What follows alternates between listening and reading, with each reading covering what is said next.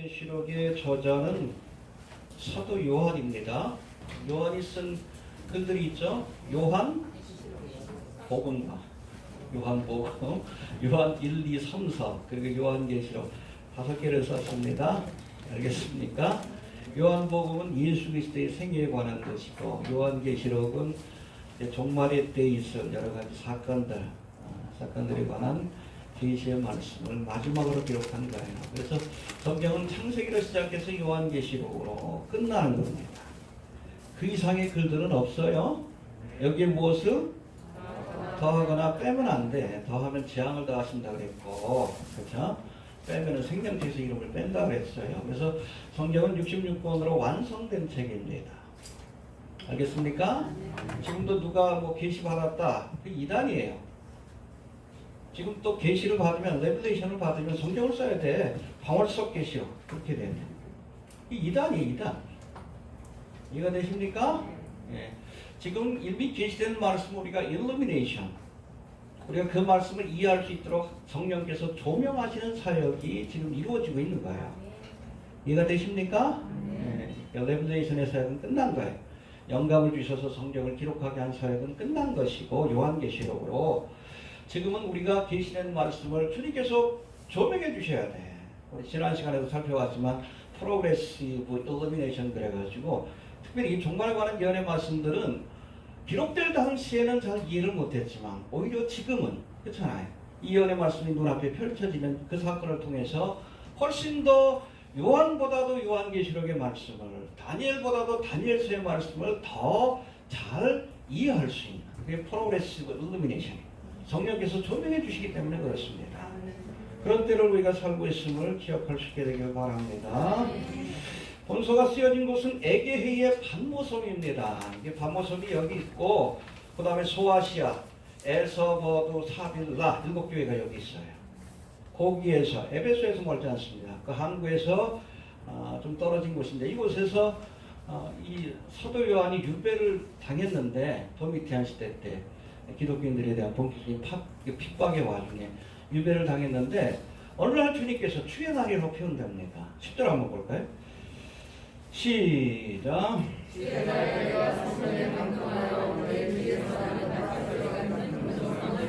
예, 어느 날 주님께서 오셔서 이 예언의 말씀을 주신 거예요. 하룻밤 사이에 주신 겁니다. 다니엘서 같은 경우에는 다니엘 보면 2장에 나오는 이 예언의 말씀은 16살 때, 그리고 맨 마지막 10장부터 있는 예언의 말씀은 80대가 훨씬 더 지난 그 시기 때 주신 여러 사건들, 일평생 동안 받은 예언의 말씀을 기록한 것이 다니엘서라면, 요한계시록은 하룻밤 사이에 주신 말씀을 기록한 겁니다. 이해가 되시죠? 여기서 주의 날은 주일이에요. 알겠습니까? 마지막 때가 아니에요. 주의 날에. 그러니까 이때부터 여러분, 안식일이 아니라 모든 기독교인들은 예수님이 부활하시고 또 성령이 강림하신 주의 날, 주일을 성일로 지켰다는 거예요. 안식교의 주장이 틀렸다는 얘기입니다. 여기서 주의 날은 주일이에요. 안식 후 첫날. 이 날은 무슨 날? 예수님이 부활하신 날, 성령이 강림하신 날이에요. 이게 굉장히 중요하죠, 안식일보다. 그래서 안식일이 주일의 개념으로 바뀌었는데, 아무튼 이 주일날 유배된 이 사도 요한이 이렇게 고난 가운데 있을 때 갑자기 주님께서 나타나셔서 저에게 이 계시의 말씀, 이 마지막 재림의 때 있을 사건에 대한 말씀을 주신 것이 바로 요한계시록이다. 그렇게 이해하시면 됩니다. 알겠습니까? 예. 아무튼 이렇게 계시의 말씀을 주면서 사도 요한에게 네가 본 바를 기록하여 교회들에게 보내라. 뒤에도 살펴보겠지만 에스보드, 사빌라, 아시아 7교회 보내라고 지시를 하십니다. 요한계시록의 서문이라고 할 수 있는 오늘 본문에서 사도 요한은 이 요한계시록의 성격을 해봅시다. 계시요. 1절에 나와 있습니다. 두 번째는 예언이요. 3절에 나와 있습니다. 세 번째는 서신. 그렇죠? 교회에 보낸 편지글로 이렇게 소개하고 있어요. 4절에 나와 있습니다. 여러분, 이것은 요한계시록 우리가 어떻게 이해해야 할지에 대한 사도 요한의 직접적인 설명이라고 볼 수 있는데, 오늘은 바로 이 말씀들을 중심으로 어떻게 우리가 요한계시록을 대하고 또 이해해야 하는가, 거기에 대해서 좀 생각을 해보고, 또 오늘 본문에 보면 이 계시의 전달자로서 예수님을 소개하고 있는데, 예수님이 어떤 분이신가에 대한 묘사된 말씀, 다음 시간까지 연결이 됩니다. 오늘 본문을 통해서 주신 이 예수님에 관한 말씀들을 살피면서 장차 오실 예수님이 어떤 분이신가, 우리가 다시 한번 생각하고 정리하는 시간을 좀 가질 수 있게 되길 바랍니다. 먼저 1절 한번 봅시다. 1절 시작. 예수 그리스도의 계시라. 이는 하나님의 교회를 주사 당신이 소개를 그 종들에게 보이시려고 그 전사를 그도 조명하게 행하여 지시하신 것이라. 예, 여기 보니까 분명히 이 요한계시록은 예수 그리스도의 계시라. 해봅시다. 예수 그리스도의 계시라. 예수 그리스도의 계시라. 이게 가장 중요한 거예요. 예수님이 주신 계시입니다. 그래서 여기 예수 그리스도의 계시라고 할 때에 예수 그리스도라는 단어가 헬라어로 보면 예수 크리스토라고 되어 있는데, 이게 문법적으로 좀 복잡합니다만 속격이에요. 속격, 소유격, 속격으로 되어 있는데, 이것을 목적어의 속격, 목적어의 소유격으로 해석하면 이 말이 예수 그리스도의 계시라는 표현이 예수 그리스도에 관한 계시다라는 뜻이 됩니다. 해봅시다. 예수 그리스도에 관한 계시다. 컨텐츠에 관한 거예요. 이 요한계시록이 뭘 다루고 있는가? 예수님에 관한 것을 다루고 있는 거예요. 요한복음은 초림하신 예수님에 관해서 다루고 있고, 요한계시록은 재림하신 예수님에 관한 컨텐츠가 예수입니다. 예수님에 관한 소식이에요. 알겠습니까? 네. 이 복음서는 2000년 전에 오신 예수님에 관한 소식. 요한계시록은 앞으로 오실 재림하실 예수님에 관한 그러한 계시다. 그렇게 이해하시면 됩니다. 아무튼 이것을 목적적 소유격으로 해석하면 예수 그리스도에 관한 계시라는 뜻이 되고, 이것을 주어의 소유격으로 보고 해석하면 주격 소유격이라고 합니다. 두 가지 해석이 다 가능해요. 이것은 예수 그리스도로 말미암아 주신 계시라는 뜻입니다. 해봅시다. 예수 그리스도로 말미암아 주어진 계시다. 이건 컨텐츠가 아니라 오소. 저작자가 누군가? 누가 이 소스를 주었는가? 주님이 주신 계시의 말씀이라는 뜻입니다. 알겠습니까? 요한이 쓰긴 했지만 그 말씀을 누가 준 거예요? 예수님이 직접 주신 거예요. 예수 그리스도의 계시라. 예수님에 관한 계시다. 예수 그리스도의 계시라. 예수님이 직접 주신 말씀이다. 굉장히 중요한 말씀이에요. 알겠습니까? 예. 아까도 말씀드린 것처럼 해봅시다. 복음서가 초림에 관한 말씀이라면 계시록은 재림하실 예수 그리스도에 관한 소식이다.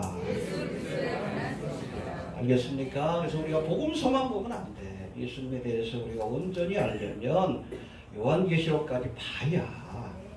그래서 여러분, 초림의 주님은 세상죄를 지고 가는 하나님의, 그렇죠, 대속의 사역을 완성하시기 위해서 오셨어요. 십자가에서 죽으셨습니다. 보라, 세상죄를 지고 가는 하나님의, 누가 그랬어요? 세례 요한이 예수님을 소개했지. 대속의 양으로 6월절 양으로 대속의 사역을 테탈레스타에 완성하셨어요. 그러나 재림의 주님은 양으로 오시는 게 아니에요. 다윗의 뿔이요, 사자라고, 유다 지파의 사자, 라이온이라고 표현합니다. 세상을 통치하고 심판하기 위해 온다는 거. 우리가 이걸 둘 다 알아야 돼. 이 균형이 잡혀야 돼요. 알겠습니까? 이 구약에 보면 어떤 거는 예수님의 초림에 관한 그런 예언의 말씀이 있어요. 이사야 53장 같은 경우, 그가 되는 우리의 허물이나 아주 나약하게 보이죠. 왜? 대속의 사역을 완성하는 양이기 때문에. 그럼 어떤 말씀을 보면 주님께서 철장의 원세를 가지고 세상을 심판하고 만국을 다스리는, 그건 여러분 재림하실 주님에 관한 예언의 말씀입니다. 요한계시록이 바로 이 재림하실 예수님에 관한 라이언, 이해가 됩니까? 사자로 오실, 유다 지파의 뿔이요 사자로 오실 예수님에 관한 예언의 말씀이다. 이렇게 이해하시면 될 것 같습니다. 이 둘 다 알아야 합니다. 알겠습니까? 두 번째로 이 계시에 해당되는 헬라어가 해봅시다. 아포칼립시스. 예, 아포칼립트라고 하는 영어 단어도 나왔는데 이 아포칼립시스는 아포라는 단어와 칼립시스라는 단어가 합쳐진 것인데 아포라는 단어는 거두어낸다라는 뜻입니다. 벗겨낸다. 해봅시다. 벗겨낸다. 그리고 칼립시스는 장막이라는 뜻이에요. 그래서 아포칼립시스는 장막. 이게 천을 덮어놓은 거예요. 덮어놓으면 그 안에 뭐가 있는 줄 모릅니다. 감춰진 거지. 근데 그것을 들춰내어 알게 하신다라는 뜻이 바로 계시예요. 아포칼립시. 해봅시다. 장막을 거두어 비밀을 드러내신다. 예, 지금까지 감춰졌던 하늘의 비밀을, 이 종말의 때에 대한 비밀을 요한 계시록을 통해 아포칼립시스 우리에게 드러내어 보여주신 거예요. 그래서 우리 그리스도인들은 미래의 사건을 압니다. 어떻게 알아? 성경에 나와 있잖아. 아포칼립시스 다 나와 있잖아요. 마지막 때에 여러분 많은 사람들이 이게 고토로 돌아와 이스라엘이 나라를 재건할 것이다. 에스겔 36장에 나오잖아요. 이게 아포칼립시스예요. 그 예언의 말씀대로 됐잖아요. 그 다음 뭐예요? 37장 이스라엘 회복에 관한 거고 38장 39장 곡과목의 전쟁. 그게 이루어진 걸 보면 이제 곡과목의 전쟁도 있을 줄로 우리가 아는 거예요. 아는 겁니다. 우리는 미래를 아는 사람들이요. 점쟁이가 아니에요. 성경에 나와 있어. 하나님이 알려주신 겁니다. 자꾸 어떤 사람들이 뭐 예언 받았다고 하는데 엉뚱한 데 그 속지 말아요. 성경은 이미 성경을 통해서 우리에게 알려주셨어요. 성경 얘기해야지. 왜 개인적으로 뭐 꿈꿨는데 뭐 어떻고. 개인적인 체험이지. 제가 늘 얘기합니다. 어떤 분이 뭐 자꾸 그냥 그 댓글에 꿈 얘기를 달아놓길래 말씀 안에 서 있지 못하면 여러분 꿈도 미혹의 수단이 돼요. 어떤 개인적인 꿈 같은 것들 주실 수 있어요. 그러나 그것을 분별하려면 뭐가 있어야 돼? 말씀을 알아야지. 그래서 말씀에서 벗어나면 이건 여러분 사탄마귀가 준 꿈이요. 개꿈이요. 이해가 됩니까? 예전에 그 담임 선교했던 거 있잖아요. 어린애들이 뭐 기도했더니 하나님께서 꿈속에서 10월 28일 날 예수님 오신다고 그랬다. 근데 성경은 뭐라고 돼 있어요? 그날 그것이는? 그럼 그 꿈을 누가 줬겠어? 저는 어린아이들이 거짓말했다라고 보지 않습니다. 봤다라고 봐요. 광명의 천사가 나타나. 루시퍼죠. 성경에 없는 이야기를 하면 여러분 하나님께로부터 온 게 아니에요. 유일한 근거는 여러분 하나님의 말씀이에요. 이미 아포칼립시스 드러내어 보여주셨습니다. 해봅시다. 드러내어 보여주셨다. 예. 여러분 계시란 그 말뜻 자체가 베일 속에 감춰져 있던 비밀을 드러낸다는 뜻입니다. 그런 의미에서 본다면 이미 요한계시록은 드러난 책입니다. 왜 드러냈을까요? 보고 깨달으라고. 알겠습니까? 예. 여러분 이 다니엘서를 기록할 당시에 우리가 지난 시간에 살펴봤지만 예수님이 히티겔 강가에서 세마포 옷을 입고 우바스 장금띠를 띈 분 누구? 예수님이시대요. 지혜의 기도를 했더니 나타나가지고 예언의 말씀을 주셨는데 그때는 예언의 말씀을 이렇게 기록하게 하고선 봉함하라 그랬어요. 마지막 때까지. 왜? 이해하기 힘드니까.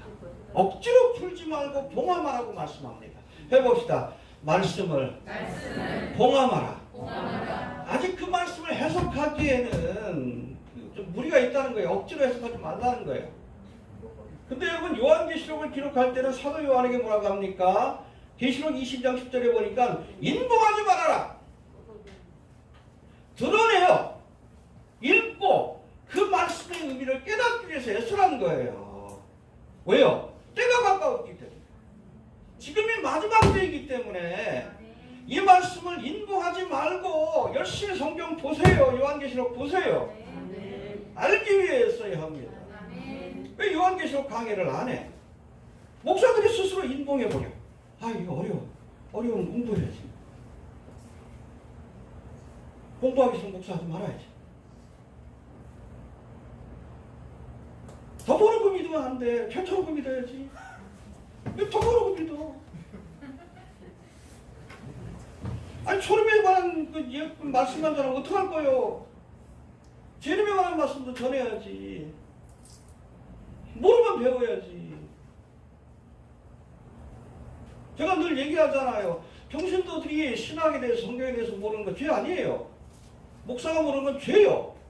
돌팔이 목사요. 사람 죽입니다. 배우고 계시면 그만둬야지. 인봉하지 말라 그랬어요. 열심히 읽고 살펴봐서 그 뜻을 헤아려 알고 그리고 마지막 때를 준비하고 또 준비시켜야 될 것 아니에요. 이미 계시된 책입니다. 네. 어렵다고 넘어가면 그거 아니에요. 악하고 게으른 종이에요. 충성된 종은 그 말씀의 의미를 알기 위해서 애쓰고 또 깨달은 말씀을 준행하고 가르쳐야 합니다. 해봅시다. 계시된 책이다. 주의 오실 날이 가깝습니다. 때가 가까움이라. 여러분 마지막 때가 될수록 더 열심히 요한계시록 말씀을 연구해야 돼요. 제대로 연구하라고 가르치지 않으니까 자꾸 이단들한테 넘어가지. 교인들이 궁금하긴 한데, 그렇죠? 제대로 목사들이 가르쳐주지도 않으니까 이것저것 돌아다니다 그냥 썩은 물 마시고. 해봅시다. 드러낸 책이다. 요한계시록 아포칼립시스. 여러분이 감춰놓으신 책이 아니에요. 알려주신 책이고 알아야 합니다. 읽는 자와 듣는 자와 지키는 자가 복이 있다. 그 말씀이 바로 그거예요. 열심히 읽어보고 듣고 그리고 그 말씀대로 마지막 때로 어떻게 살아야 되는지 여기 나와 있잖아. 그 말씀대로 지키는 자가 복이 있어. 복을 복을 얻는 거지. 자, 두 번째 이 요한계시록은 예언입니다. 3절 봅시다. 시작. 이 예언의 말씀을 읽는 자와 듣는 자들과 그 가운데 기록한 것을 지키는 자들이 복이 있나니 때가 가까우리라. 예, 예언이라는 것이 헬라어로 보면 프로페테이아라고 되어 있는데 여기서 영어 단어 프로피사이라는 단어가 나왔는데 예언은 미래에 일어날 사건을 미리 알려주는 것이 예언이에요. 해봅시다. 미래에 일어날 사건을 미리 알려주는 것이다. 여러분 성경에는 여러 예언의 말씀들, 특별히 구약에는 예언의 말씀들이 여러 가지가 등장하는데 대표적인 것이 바로 예수님의 초림에 관한 예언이고 그리고 재림에 관한 예언이 함께 포함되어 있습니다. 알겠습니까? 여러분 구약 성경에 보면 특별히 이 초림에 관한 예수님의 예언들이 300가지 정도가 나온다고 합니다. 베들레헴에서 탄생하실 것이다. 십자가에서 죽으실 것이다. 부자의 무덤에 안치될 것이다. 여러 가지 예언들 한 300가지가 역사적으로 문자적으로 정확하게 성취되었다고 합니다. 상징적으로 비유적으로가 아니에요. 정확하게 나무에 달리실 것이다. 그래서 나무에 달린 자마다 저주받은 자. 예수님이 그랬잖아요. 십자가에서 저주를 받으셨지. 우리 대신. 근데 그 글이 기록될 당시만 해도 십자가형이라는 것 자체가 없었어요. 신기하죠. 근데 그게 문자적으로 역사적으로 성취가 됐어요. 상당히 무서운 책이에요. 정말 여러분 초림에 관한 예수님의 예언이 역사적으로 문자적으로 성취되었다면 우리가 당연히 재림에 관한 예언의 말씀도 문자적으로 역사적으로 성취될 줄로 믿어야 하는 거예요. 왜 그게 가능해? 하나님이 알파와 오메가의 역사의 주관자가 되시기 때문에 그래요. 알겠습니까? 하나님이 말씀하는 역사가 되는 거야. 역사의 주관자가 되시기 때문에. 그래서 예언의 말씀을 주실 수 있는 것이고 또 그대로 되어지는 겁니다. 이해가 됩니까? 해봅시다. 예언의 말씀이다. 예. 여하튼 요한계시록은 바로 반드시 속히 될 일들을 알려주신 예언의 말씀입니다. 이 반드시 속히 된다는 것은 뭐 당장 이루어진다는 게 아니에요. 이 예언이 시작되면 아주 신속하게 이루어진다는 뜻입니다. 7년 대화관이 시작되면 아주 걷잡을 수 없는 그런 성경 예언들이 펼쳐진 것들을 지켜보게 될 거예요. 아무튼 이 미래의 사건을 알려주시는 예언의 말씀이라는 사실을 우리가 알고 그런 관점에서 요한계시록을 보고 해석해야 됩니다. 알겠습니까? 이 문제는 뭔가 하면 지난 2000년의 교회 역사 속에서 이 요한계시록을 어떻게 이해하고 해석할 것인가에 대한 많은 신학적인 논쟁이 있었는데 그 가운데는 요한계시록이 미래의 사건을 예언한 글이라는 사실을 인정하지 않는 많은 해석자들이 있었는데 그들로 인해서 그러니까 다른 기준을 가지고 해석을 하다 보니까 요한계시록이 이상하게 해석이 되는 거예요. 뒤에 걸면 후에 걸면 예언이라고 보고 우리가 이 말씀을 해석하면 명확해요. 어린아이들도 해석할 수 있습니다. 그냥 그대로 문자적으로 보면. 근데 이걸 자꾸 비유적으로 영적으로 보는 거예요. 예언이라는 것을 인정하지 않습니다. 하나님이 예언할 수 있다는 것을 믿지 못하는 거예요. 이해가 됩니까? 예. 신학적으로 살피면 대체적으로 다음과 같은 네 가지 방법으로 이 요한계시록을 해석하려는 시도가 있었는데 첫 번째는 비유적 해석법이 있습니다. 해봅시다. 비유적 해석. Allegorical interpretation이라고 하는데 계시록의 말씀들이 역사적 사건을 염두에 두고 쓰여진 글이 아니라 그냥 성도들에게 영적 교훈을 주기 위해서 쓰여진 하나의 비유이다. 이 사람들이 그렇게 가정을 하고 그렇게 해석을 하는 거예요. 그러다 보니까 예언의 역사성을 부인하는 그런 심각한 오류를 낳게 되었다는 겁니다. 이해가 됩니까? 또 두 번째 과거적 해석법이 있습니다. 해봅시다. 과거적 해석. 프레터리즘이라고 하는데 이건 뭔가 하면 요한계시록의 예언이 이미 과거에 다 성취가 되었다. 이미 끝난 거다. 이게 교회 시대를 사는 우리하고는 상관이 없다. 지금 우리하고는 상관이 없다. 이렇게 해석하는 사람들이 꽤나 많습니다. 그래서 요한계시록이 이미 과거에 일어난 사건, 초대교회 당시의 상황을 기록한 글이라는 주장인데 이런 주장하는 사람들은 요한계시록에 묘사된 영적 전쟁, 아마겟돈 전쟁이나 이런 전쟁이 초대교회와 유대주의자 혹은 초대교회와 이방 종교와의 영적 전쟁을 묘사하는 것이다. 뭐 그런 식으로 해석을 합니다. 그리고 또 20장부터 22장까지 묘사된 천국의 모습도 이 영적 전쟁에서 승리한 교회의 모습이라고. 그렇죠? 잘못 들으면 그럴듯해요. 조금 더 구체적으로 살펴보면 이 프레터리스트들은 과거적 해석을 주장하는 사람들은 이 요한계시록이 실제로 쓰여진 것이 AD 95년으로 알려지고 있어요. 이건 사도 요한의 제자가 직접 한 얘기입니다. 사도 요한의 직접 제자가 누구요? 유명한 에베소 교회 폴리갑이죠. 순교한. 그렇잖아요. 90세가 넘었는데 예수를 부인하면 살려주겠다 그러니까 일평생 예수님 나를 부인한 적이 없는데 내가 그럴 수 없다. 이 폴리갑의 제자예요. 사도 요한의 직접 제자가 폴리갑이고 이 폴리갑의 직접적인 제자가 이거는 도미티안이 96세에 죽습니다. 바로 직전에 AD 95년에 쓰여진 것이라고 그렇게 얘기를 합니다. 그런데 이 과거적 그런 해석을 하는 사람들은 이것이 95년에 쓰여진 것이 아니라 AD 60년경에 그러니까 로마 네로 황제의 기독교 박해가 시작되기 바로 직전에 쓰여진 글이다 라고 주장을 하고 그렇게 해석을 해요. 그러니까 13장에 나오는 적그리스도는 누구라고요? 네로 황제. 그리고 뭐 18장에 보면 큰 성 바벨론이 그렇게 멸망받는 모습이 나오는데 이것도 타락한 예루살렘의 모습이다. 근데 이것이 AD 70년에 성취가 됐다. 뭐 그렇게 해석을 합니다. 일편 뭐 어느 정도 언뜻 보면 맞는 것 같긴 하지만 우리가 요한계시록의 자세한 내용들을 살펴보면 이것이 굉장히 무리가 있는 해석이라는 것을 우리가 알아요. 그럼 일곱 인간 나팔과 대리의 재앙은 뭐고 아마겟돈 전쟁은 뭐고 이해할 수가 없는 거죠. 이해되시죠? 네. 또 두 주민은 누구? 수방 사주는 누구? 이게 해석이 안 되는 겁니다. 이해되십니까? 네. 예. 그 다음에 역사적인 해석법이 있는데 해봅시다. 역사적 해석. Historical interpretation이라고 하는데 이것은 요한계시록에 기록된 말씀들이 어떤 특정한 시대에 관한 예언이 아니라 교회 시대 전체 기간 동안 교회가 겪게 될 영적 전쟁과 승리에 관한 기록이라고. 이것도 일종의 비유적 해석입니다. 이해가 됩니까? 현재 우리가 계시록의 예언 속에 살고 있다는 주장인데 그런 의미에서 보면 이 역사적 해석법을 현대적 해석법이라고 이렇게 부르기도 합니다. 해봅시다. 현재적 해석법.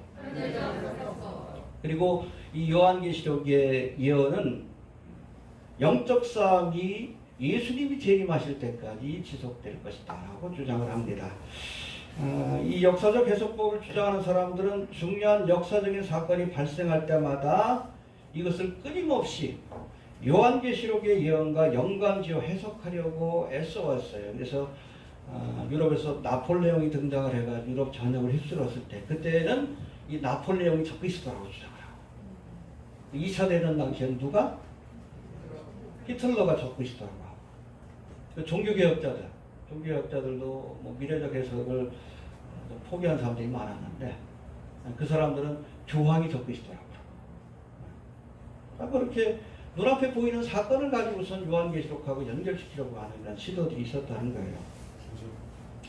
역사적 해석법이라는 명칭과는 달리 시대가 바뀔 때마다 끊임없이 계시록에 대한 새로운 해석을 내놓음으로 오히려 이 역사적 해석이 역사성을 훼손하는 아이러니한 결과를 가져왔다. 그렇죠? 새로운 사건이 일어날 때마다 지금 또 트럼프가 적고 있더라고요. 또 누가 적고 있더라고요. 김정은이 적고 있어요? 아니에요. 김정은 아니에요. 동양에서는 안 나옵니다. 아무튼 역사적 해석법이 있고 그 다음에 마지막이 미래적 해석법이 있어요. 해봅시다. 미래적 해석법. 되게 간단해. 우리가 신학적으로 복잡하게 얘기를 하지만 이것이 이 요한계시록이 예언이라는 사실을 인정하고 앞으로 종말의 때에 일어날, 그렇죠? 지금은 아니니까. 미래적 사건을 예언하는 것이다 라고 보고 그렇게 해석하는 거예요. 이해됩니까? 미래적 해석법을 주장하는 사람들은 계시록의 말씀들을 다른 성경들과 마찬가지로 철저하게 문자적으로 해석하려고 하는 그런 태도를 견지하고 있습니다. 비유적이고 영적인 해석을 지향하고 성경의 예언들이 실제로 앞으로 미래에 일어날, 이미 일어났다고는 모르지만 일어나지 않은 사건들은 미래에 일어날 사건으로 보고 또 그렇게 문자적으로 해석을 해야 한다는 주장을 합니다. 이 근본주의 신학자들의 입장이에요. 초림의 사건을 문자적으로 역사적으로 해석한 거죠. 우리가 미래의 사건, 요한계시록도 문자적으로 성취될 것으로 믿고 그런 태도를 가지고 그런 관점을 가지고 요한계시록을 해석해야 한다. 이해가 되십니까? 네. 이걸 우리가 정상적인 해석법이라고 얘기를 합니다. 그리고 많은 성경의 말씀을 하나님 주신 말씀으로 그렇게 믿는 근본주의 신학자들은 이 미래적 해석법을 따르고 있습니다. 저도 그렇고요. 이해가 되십니까? 앞으로의 해석은 이 미래적 해석법으로 일단 예언의 말씀으로 보고 해석해 나갈 겁니다. 예. 그리고 세 번째, 첫 번째는 뭐라 그랬어요? 요한계시록이 뭐라 그랬죠? 계시라고 그랬고, 두 번째는 예언이라고 그랬고, 그리고 세 번째는 서신, 편지라고 그렇게 말씀합니다. 4절 한번 봅시다. 시작. 요한은 아시아에 있는 일곱 교회에 편지하노니 이제도 계시고 전에도 계시고 장차 오시리라. 끝까지 이루시리로다. 예, 편지하노니 아시아 일곱 교회. 아시아 일곱 교회가 2장부터 3장까지 나오는데 어떤 교회입니까? 해봅시다. 에서보두 사빌라, 에베소 교회, 서문학 교회, 버가모 교회, 사대 교회, 필라델비아 교회, 라오디게아 교회. 로컬 처치들이 그 당시에 있던 교회입니다. 근데 그 당시에 이 교회들만 있는 게 아니잖아요. 로마 교회는 여러 교회가 있는데 예루살렘 교회도 있었고 왜 하필 이 일곱 교회를 이렇게 선택해서 이 편지를 썼을까? 이게 하나님과 좀 역사적인 대표성이 있어서 상징성이 있어서 그렇게 선택한 것이다 라는 그런 주장이 많은 학자들 사이에 힘을 얻고 있어요. 그래서 에서보드 사빌라 같은 경우에는 앞으로 2000년의 교회 역사 속에서 등장할 모든 교회의 모습들을 하나의 상징적으로 보여주고 있다. 그래서 에베소 교회, 서문학 교회는 초대교회의 모습. 그렇죠? 서문학 교회는 특별히 핍박을 받는 교회. 버두사, 버가모, 두아빌라, 사대교회는 책망을 받았던 교회인데 중세교회. 그 다음에 빌라델비아 교회. 이거는 19세기 때 종교개혁을 통해서 새로운 부흥을 이끌었다. 그러한 교회. 그 다음에 라오디게아 교회. 차지도 그렇죠. 물질적으로는 부유한데 영적으로 한국교회 같아. 그렇죠? 현대교회 모습으로 보여지는 것이 아닌가. 그렇게 해석을 내리기도 합니다. 여하튼 이거는 믿지 않는 사람들한테 준 게 아니에요. 그리스도가 그리스도의 신부인 교회에 보낸 편지입니다. 해봅시다. 예수님이 교회에 보낸 편지다. 여러분, 이 서신이라는 것은 글을 쓰고 글을 받는 사람들만 이해할 수 있는 언어들이 있어요. 그렇죠? 그러니까 여러분, 우리가 이 요한계시록을 이해하려면 예수 그리스도의 계시라고 했어요. 예수님에 대해서 알지 못하면 이해하기 힘든 말씀들이 많이 있다는 겁니다. 왜? 개인적인 서신이기 때문에. 믿지 않는 사람들에게 주신 말씀이 아니에요. 그리스도께서 그리스도의 신부인 교회에 주신 개인적인 서신의 말씀이다. 당부의 말씀이다. 그렇게 이해하시면 됩니다. 자, 네 번째, 이 예언의 말씀을 읽는 자와 듣는 자와 지키는 자가 복이 있다라고 말씀합니다. 아까도 살펴봤는데 손들 다시 봅시다. 시작. 이 예언의 말씀을 읽는 자와 듣는 자와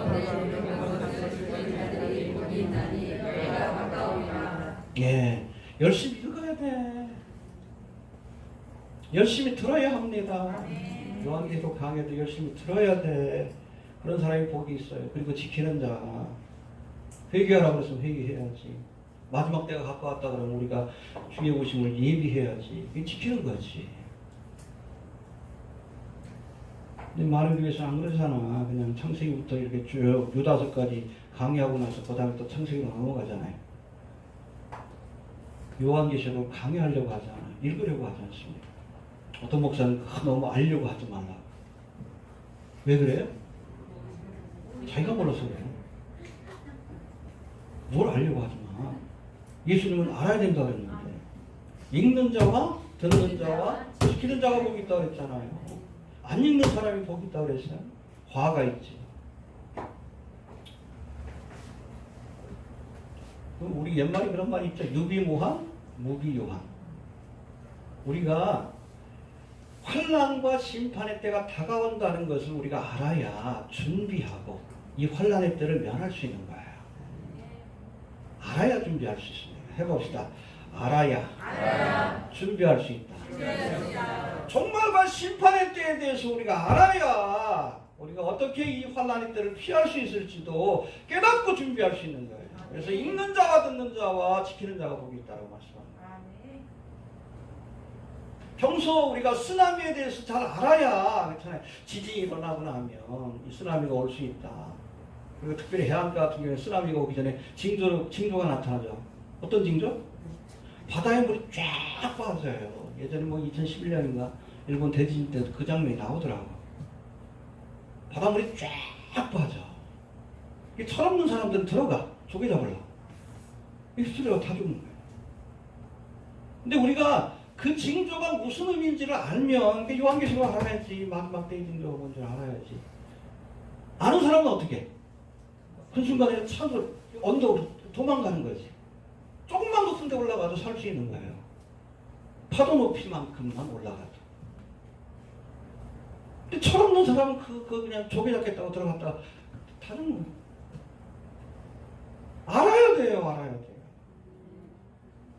해봅시다. 알아야 한다. 내 백성이 그렇죠. 알아야 준비할 거 아니에요. 준비해야 시험의 때를 면할 수 있는 거 아닙니까? 그러니까 됩니까?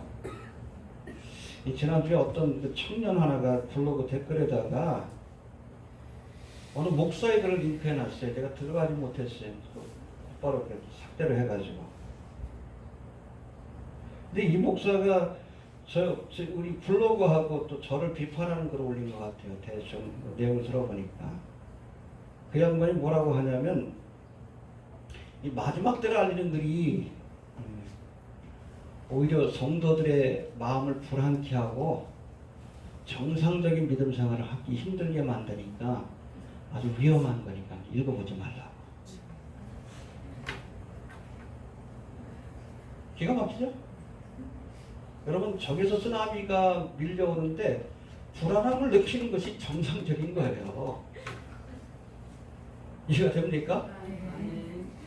정말로 심판의 날이 다가오고 그 시대의 징조를 보여주고 계시는데 난리도 아니잖아요. 이번에 블랙핑크 보니까 난리도 아니요. 예수님하고 맞짱 뜨자 그러는데 미친 것들이지.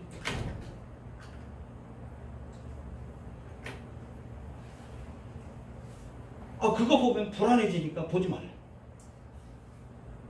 여러분, 꽁사냥 하다 보면 이렇게 막 쫓아가다 보면 얘네들 나중에 급하면 어떡해? 대가리를 구멍에다 팍 쳐갖고 몸도 안에 나와 있는데 지가 안전한 줄 알아. 똑같이 눈 가리고 하는 거지. 안 보고 안 들으려고 해. 그리고 마음속으로 평안하다, 안전하다. 꽁대가리지.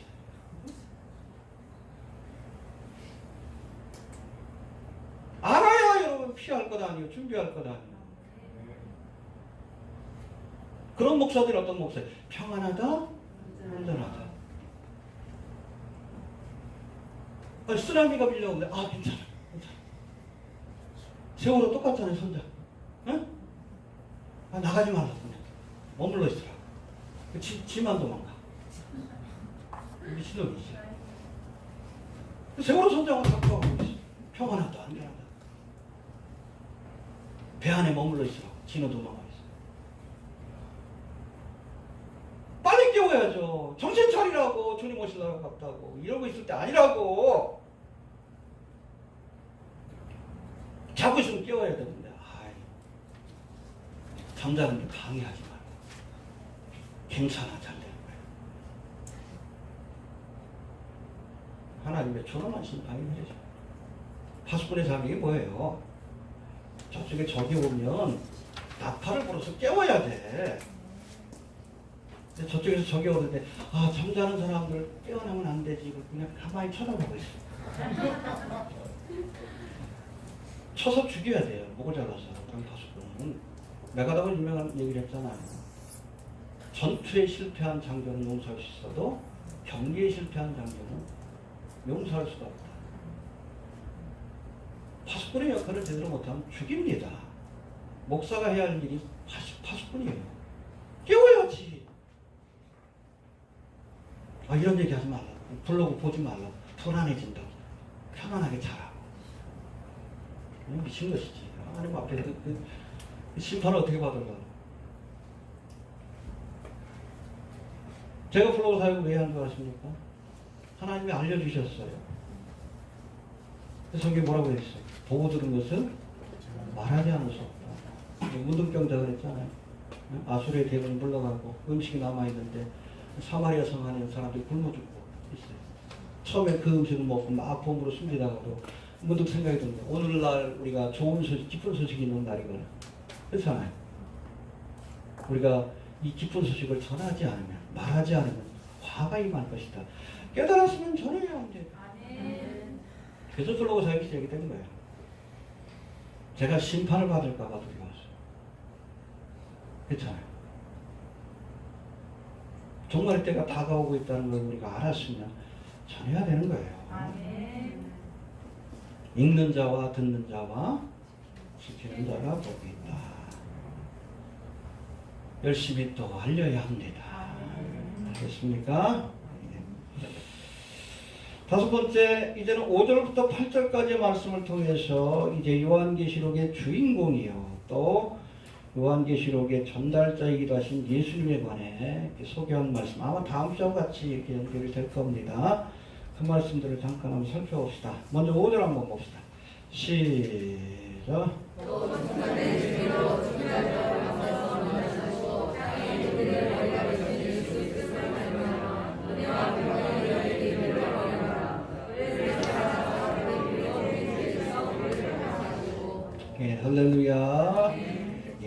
사도로들 보면 아시아 7개의 편지를 쓰면서 저들에게 어떻게 보면 축도하는 장면이에요. 그래서 4절에 보니까 7교회의 편지하노니 이제도 계시고 전에도 계시고 장차 오실 이와 성부 하나님이십니다.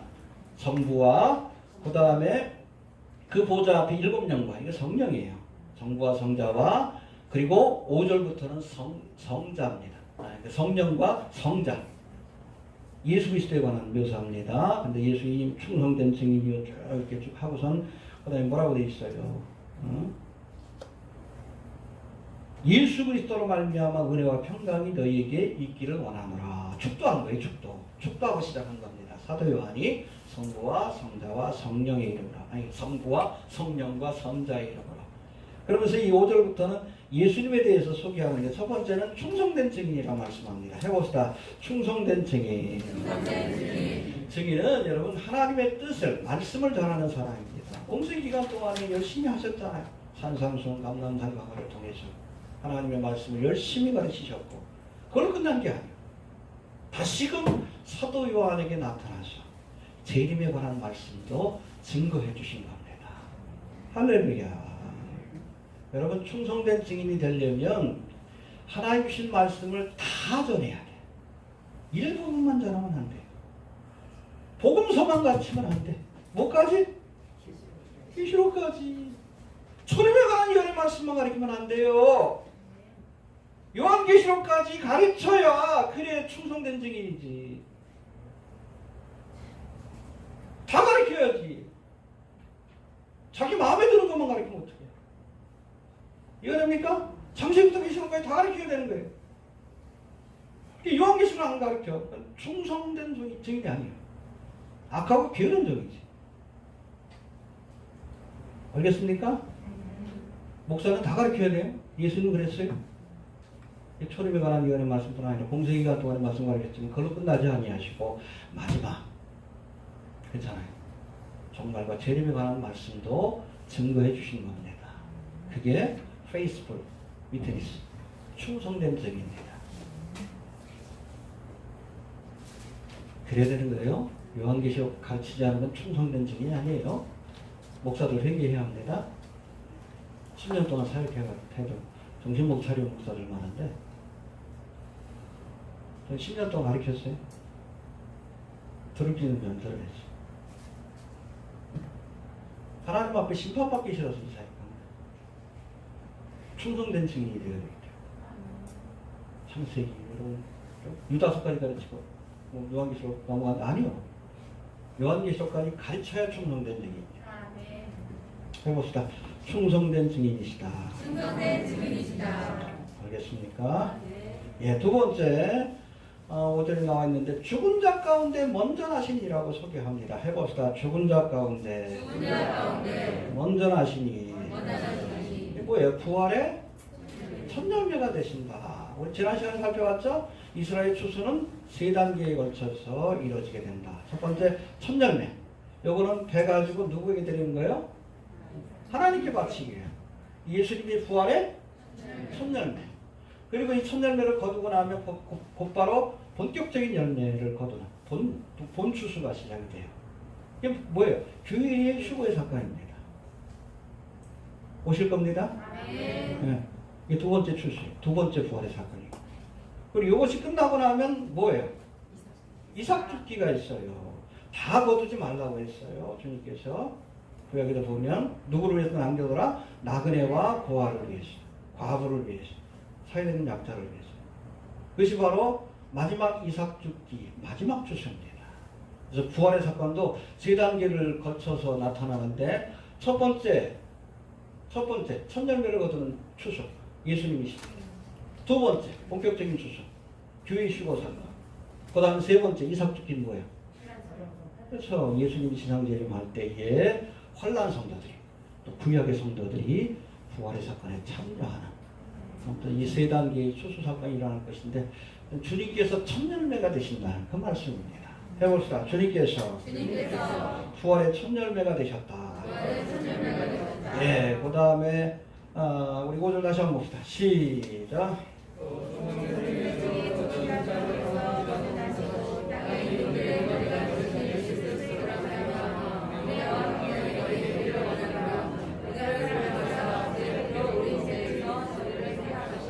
여기 보니까 땅의 임금들의 머리가 되시는 만왕의 왕으로 오시는 거예요. 초림의 주님은 섬기러 오셨지만 재림의 주님은 땅의 모든 임금들의 머리로서 만왕의 왕으로서 세상을 통치하기 위해 오십니다. 주님의 보좌가 어디에 세워집니까? 예루살렘. 성전이 있는 자리가 바로 예수님이 통치하는 천년왕국의 수도예요.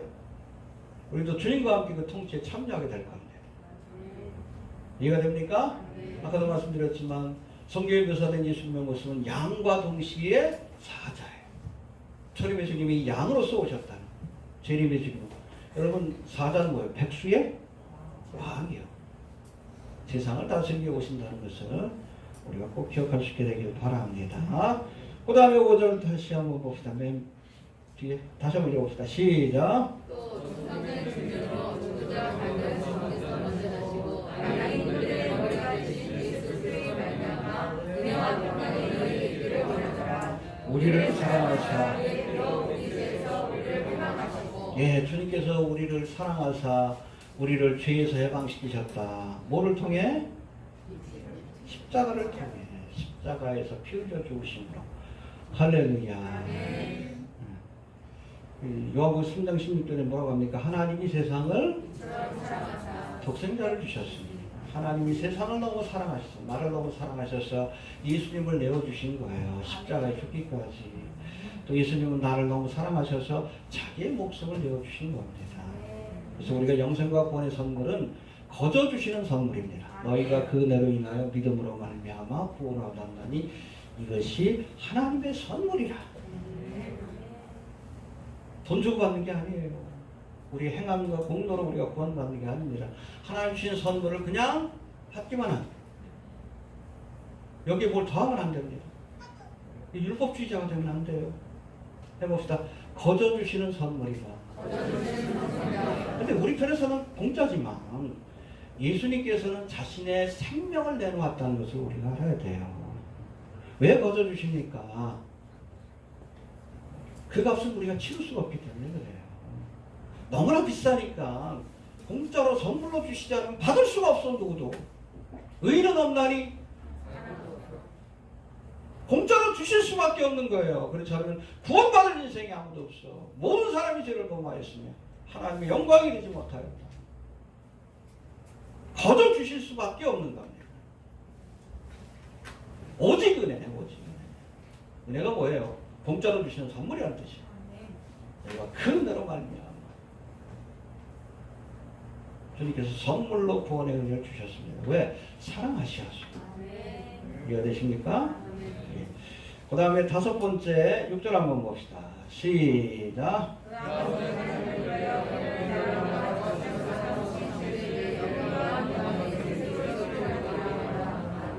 예, 여기 보니까 예수님께서 우리를 나라와 제사장으로 삼으셨다. 해봅시다.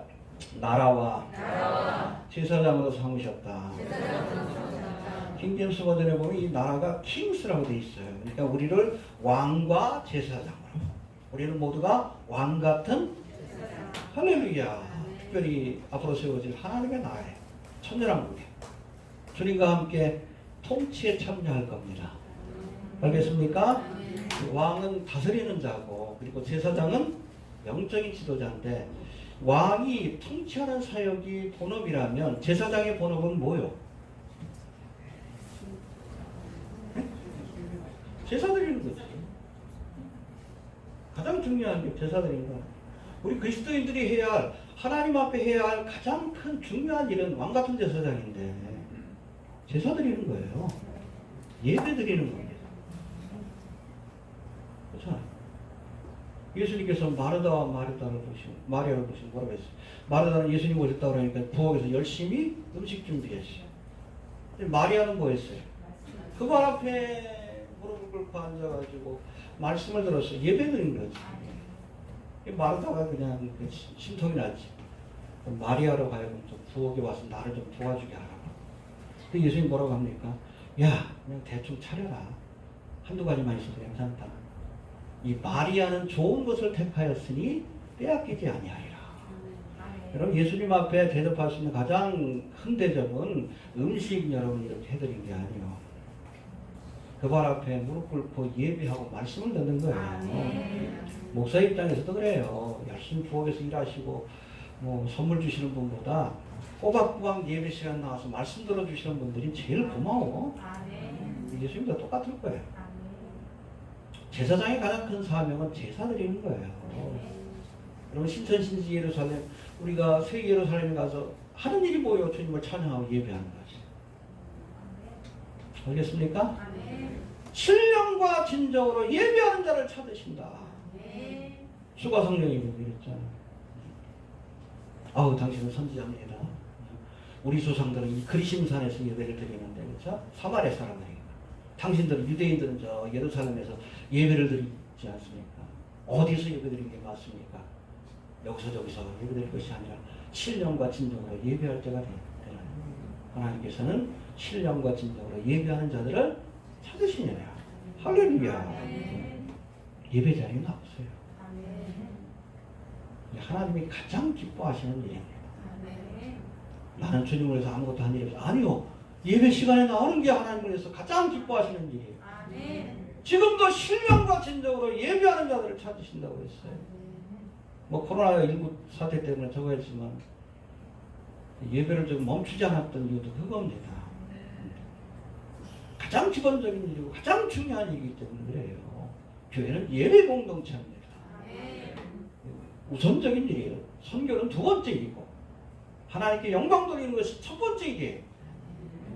알겠습니까? 근데 예배는 진리에 대한 응답입니다. 예배의 핵심은 하나님의 뜻을 깨닫는 거예요. 그래서 어느 교회 같은 경우는 아예 그냥 설교를 먼저 해.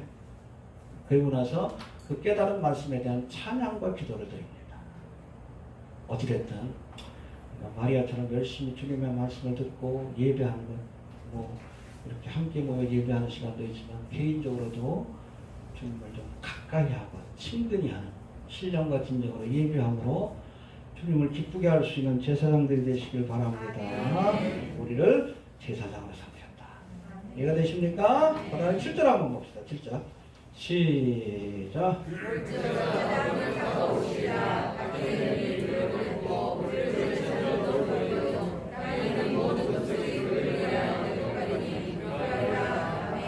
예, 볼지어다 구름을 타고 오시리라. 이게 휴거 사건이에요? 아니면 재림의 사건이에요?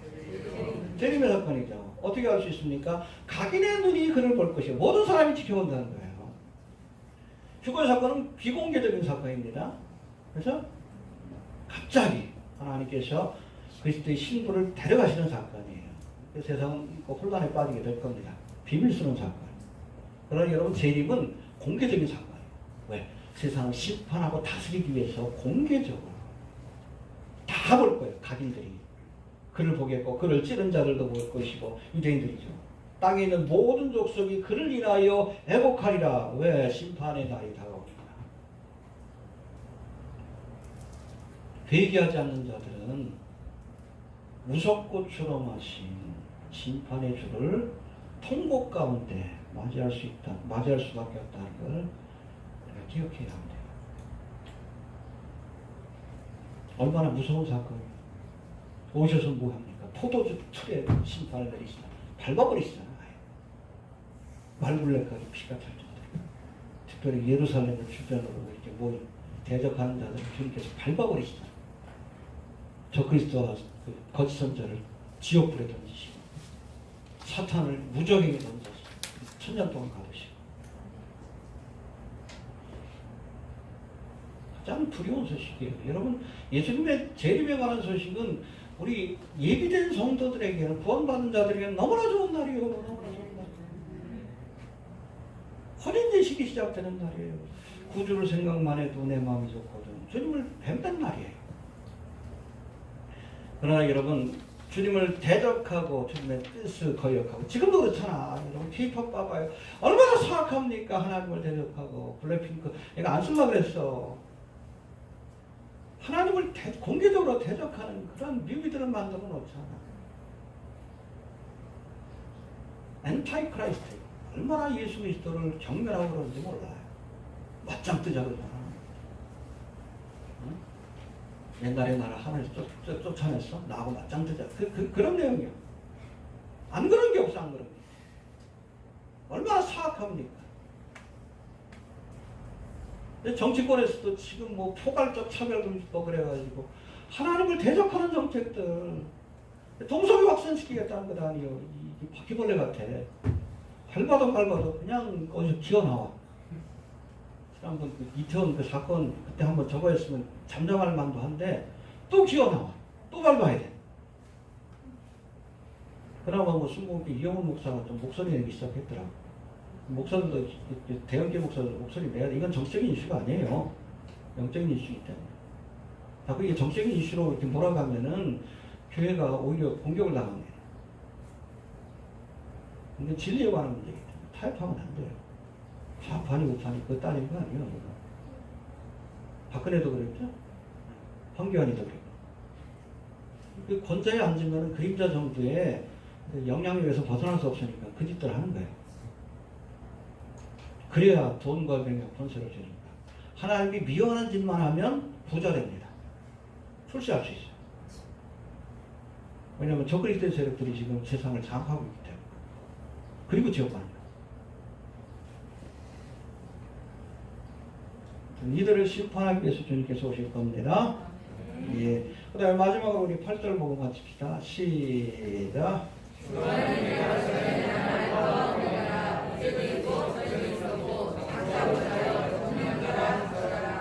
예, 처음과 나중에 알파와 오메가라. 뒤에도 또 나옵니다. 해봅시다. 알파와 오메가라.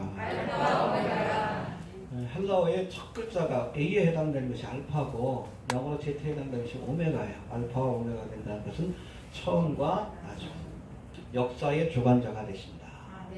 알겠습니까? 주님이 역사의 주관자가 되십니다. 네, 그래서 우리가 인류의 역사가 그 AD와 BC로 나눠지죠. BC는 무슨 뜻이에요? Before Christ. 주님이 오시기 전. 예수님의 탄생을 전후로 해서 나눠집니다. AD는 뭐예요? 아노 도미니. 이건 라틴어인데 주께서 오신 이후. BC와 AD. 인류의 역사 자체가 이렇게 나눠지는 겁니다. 할렐루야. 우리 히스토리를 우리가 역사를 히스토리라고 하는데 많은 사람이 그렇게 얘기합니다. 히드 스토리. 예수님에 관한 이야기다. 신앙적으로 볼 때 맞습니다. 주님이 알파와 오메가 역사의 주관자가 되시기 때문에 그렇습니다. 주께서 시작한 일을 오메가 마치실 겁니다. 그 말을 바라봅시다. 정리합니다. 요한계시록은 감췄던 비밀을 드러낸 해봅시다. 계시. 그리고 마지막 때 일들을 미래 일들을 알려주는 예언이에요. 해봅시다. 예언. 그리고 구속받은 성도들에게 주신 개별적인 편지입니다. 서신입니다. 해봅시다. 계시요. 예언이요. 서신이다. 요한계시록의 주인이 누구십니까? 네. 그리고 전달자.